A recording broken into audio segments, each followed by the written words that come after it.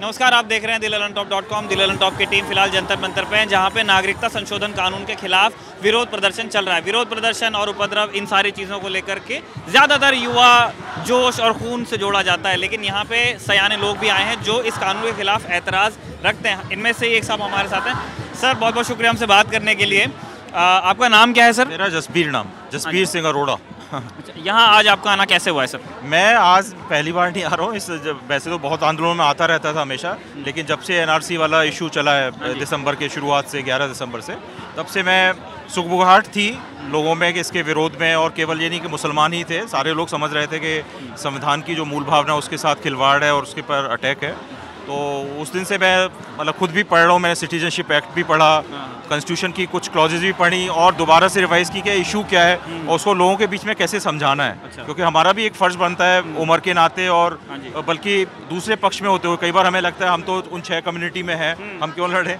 मैं कम्युनिटी की उन चीज़ों पे भी आएंगे, उतनी छोटी पहचान में रखता नहीं, लेकिन मुझे लगता है कि हम जब लोग जुड़ेंगे तब आंदोलन को स्ट्रेंथ भी मिलेगी और लोगों को समझ में आएगी कि ये जो बात हो रही है ये थोड़ी बड़ी बात है। और इसके सर, आप क्या करते हैं वैसे, और दिल्ली के ही रहने वाले हैं आप? मैं अलीगढ़ का रहने वाला हूँ। अच्छा। दिल्ली में मैं आता रहता हूँ। अच्छा। और ये अयोध्या का जब हुआ था, जो भी डिसीजन आया था, डिसीजन के बाद में जो 6 दिसंबर के आसपास कुछ इवेंट्स थे दिल्ली में, मैं उसके सिलसिले में आया था। उसके बाद में वापस नहीं गया, मैं रुक गया। अच्छा। तो और ये क्या वजह लगी आपको, क्यों लगा जरूरी कि दिल्ली रुकते हैं? नहीं, दिल्ली रुकना यही जो रोज़ घटनाएं हो रही थी, मुझे लगता है कि छोटी जगह पे भी हो रहे हैं आंदोलन और प्रोटेस्ट हैं, लेकिन यहाँ पे एक तो समझ चीज़ों की लोगों के बीच में शायद थोड़ा इंटेलेक्चुअल्स भी हैं, यहाँ पे समझ है। दूसरा मुझे लगा कि कैपिटल में जो प्रोटेस्ट हैं उसको हमें खुद उसमें शामिल भी होके हम शायद अपनी एक मजबूती बना सकते हैं और चीज़ों को बेहतर समझ सकते हैं। हाँ जी, आप अलीगढ़ से हैं। अलीगढ़ में भी पुलिस क्रैकडाउन हुआ है, एएमयू में, उसके बाकी शहर में भी कुछ हुआ है? बिल्कुल, बाकी शहर का देखो, अब ये तो मीडिया से हमें रिपोर्ट्स मिलती हैं, लेकिन हाँ, इसमें इशू में थोड़ा सा जो शुरू की तकलीफ थी आज वो नहीं है। शुरू में सरकार ने भी कोशिश की और होता भी है कई बार, जिसके ऊपर सबसे ज़्यादा इसका प्रभाव पड़ रहा है मुसलमान कम्युनिटी है, तो उस एरिया से ज़्यादा रिपोर्ट आने वहाँ पे आंदोलन है। लेकिन अब वो हालत नहीं है, अब सारे लोग इसमें जुड़ चुके हैं और यूनिवर्सिटी में भी मेरे ताल्लुकात हैं, काफ़ी आना जाना भी रहा है। अलीगढ़ में जो हिंसा या जामिया में हुई उसका मैग्नीट्यूड की हम बात ना करें, लेकिन उसी तरह की चीज़ें वहाँ भी हुई हैं। लेकिन वहाँ बदलाव, फ़र्क ये था कि अलीगढ़ यहाँ के जो वाइस चांसलर थे वो थोड़ा सा चीज़ों को शायद बेहतर तरीके से समझ रहे थे। उन्होंने स्टेटमेंट्स बिना डर के भी दिए कि यहाँ पुलिस हमारी परमिशन नहीं। वहाँ थोड़ा इसका उल्टा हुआ। अच्छा। क्योंकि वहाँ के वीसी शायद अभी जो हैं, मुझे नाम नहीं पता, लेकिन पहले भी उनके थोड़ा 1-2 महीने से हम उनको वॉच कर रहे हैं, अयोध्या इशू पे भी, उससे पहले कश्मीर पे भी, क्योंकि कश्मीरी स्टूडेंट्स बहुत थे, तो उससे वो थोड़ा सरकार की भाषा बोल रहे थे। तो वो बदलाव मुझे लग रहा है, लेकिन लोगों में आक्रोश है बच्चों में। सर, आप एक बहुत ज़रूरी बात आपने कही कि आप यहाँ पर इसलिए आए हैं क्योंकि आप जो कानून पास हुआ है और जो मुद्दे हैं उनके बारे में समझ पैदा करना चाहते हैं, आप अध्ययन करना चाहते हैं। इस अध्ययन में आपने क्या इसमें खामी पाई इस कानून में जो आप यहाँ प्रोटेस्ट कर रहे हैं? देखिए, इस एक्ट में सबसे पहले जो बार बार जो आर्टिकल 14 इसकी बात हो रही है, ये सिटीजनशिप जो एक्ट 55 है, इसकी अथॉरिटी मिलती है हमें कॉन्स्टिट्यूशन से, और वो 5 to 11 आर्टिकल है। तो उसके बाद में जो एक्ट बना, मतलब 50 में कॉन्स्टिट्यूशन आ गया, 5 साल बाद बना, तो बहुत सारी ऐसी चीज़ें हुई जब लोगों को लगा कि डिफाइन करना जरूरी है किसको हमें सिटीजनशिप देनी है नहीं देनी। बहुत सारी उसमें शायद चर्चाएं हुई होंगी, अम्बेडकर भी उस समय तक थे। तो उसके बाद तय हुआ कि ये जो पैरामीटर्स होंगे, जो मिट्टी में पैदा हुआ, कोई कट ऑफ डेट थी, बहुत सारी चीज़ें देखी गई उस समय, जो हालात थे, लोग आए थे, तो उन सबको एक बहुत कॉन्शियस एफर्ट था कि कोई छूटे ना और हम एक जो सबको साथ लेके चलें, कोई ऐसा ना लगे मुसलमान हिंदू और ये वाली बातें उस समय थी जरूर, पार्टीशन उसी पे हुआ था, लेकिन बहुत लोगों ने समझदारी से काम लिया।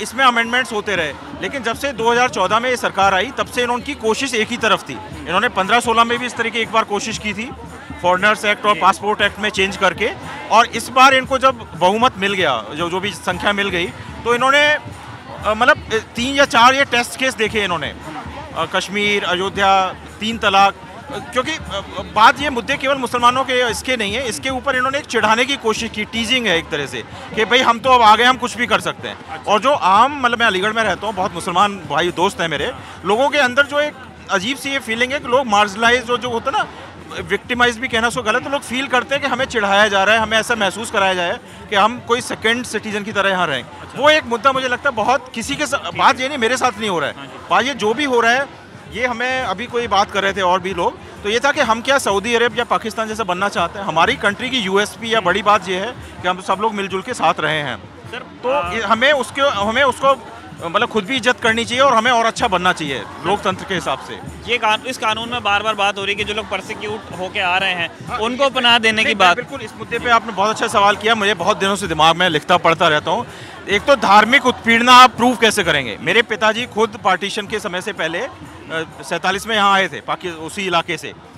उस समय हालात अलग थे, सब लोग इधर उधर मारकाट चल रही थी, जा रहे थे। आज आप किसी से पूछो आपके पास प्रूफ क्या है धार्मिक उत्पीड़न का? क्या कोई सर्टिफिकेट देगा आपको कि भाई इसका मैं कुछ कर रहा था?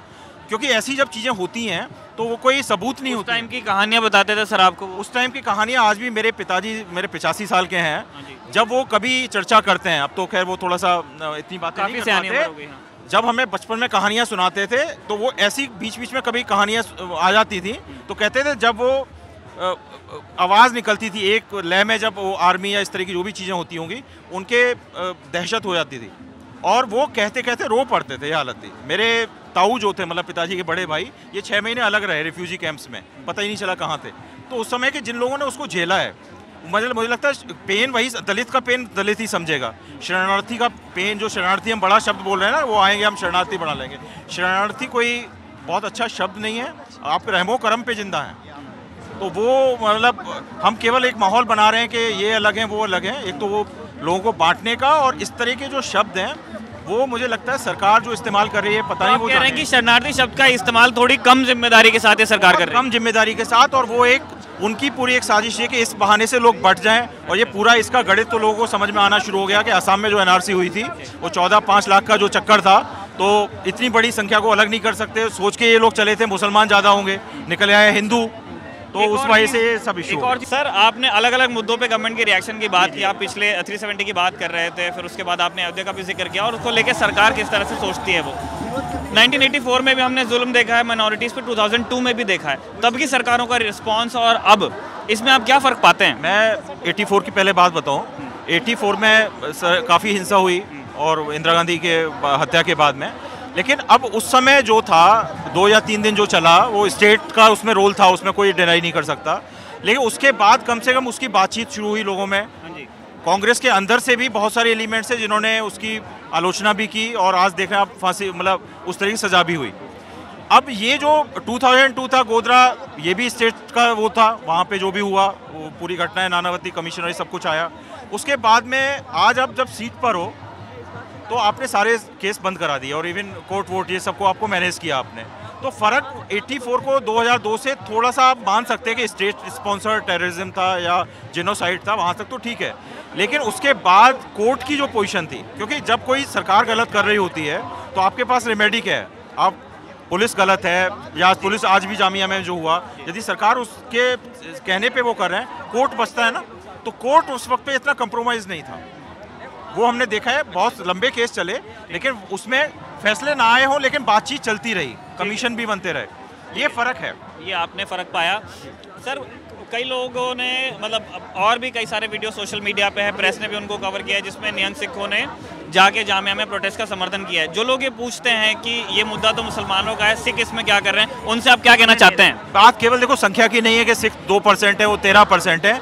ये एक इससे बड़ा मुद्दा है, इंसानियत का मुद्दा है, संविधान का मुद्दा है। आप संविधान में कुछ बहुत बेसिक चीज़ें हैं हमारी कंट्री की, जैसे मैंने शुरू में कहा, खास बात यह है कि हम डेमोक्रेसी हैं, रिपब्लिक, ये सब जो कहते हैं सोशलिस्ट हैं। तो अब चाहे आप गरीबों के इशू पे उनको मार्जिनाइज करेंगे, या कास्ट क्लास के बेस पे आप अलग करेंगे वो, या रिलीजन के बेस पे। मुझे तो खुद मतलब शर्म आती है जब मैं नाम बताता हूँ अपना, तो मुझे लगता है मैं जसबीर नाम बताना बेहतर लगता है मुझे। सिंह अरोड़ा ब्रैकेट में लिखता हूँ आज भी मैं, मुझे लगता है वो मेरी पहचान नहीं है। मुझे इस वजह से केवल ये ना जाना जाए कि मैं दाढ़ी और ये रखता हूँ तो मैं सिख हो गया। ठीक है, मेरी पर्सनल फेथ हो सकती है, हो भी, लेकिन उसको हम अलग देखेंगे। आज मुझे लगता है मुझे गीता, कुरान या गुरु ग्रंथ से ज़्यादा मुझे लगता है संविधान की ज़रूरत है और संविधान को समझने की ज़रूरत है। बहुत बहुत शुक्रिया सर हमसे बात करने के लिए। आपके मित्र आपको लेने आ रहे थे, हमने आपको ज़्यादा रोक लिया। जंतर मंतर पे नागरिकता संशोधन कानून के खिलाफ जो विरोध प्रदर्शन हो रहा है, उसके अलग अलग रंग हम आपको लगातार दिखाने की कोशिश कर रहे हैं, और वीडियोज़ बनाने वाले हैं, उन सबको आप देखना चाहते हैं तो हमारे साथ बने रहिए। जंतर मंतर से रजत के साथ मैं हूं निखिल, देखते रहिए दिलेलनटॉप.com।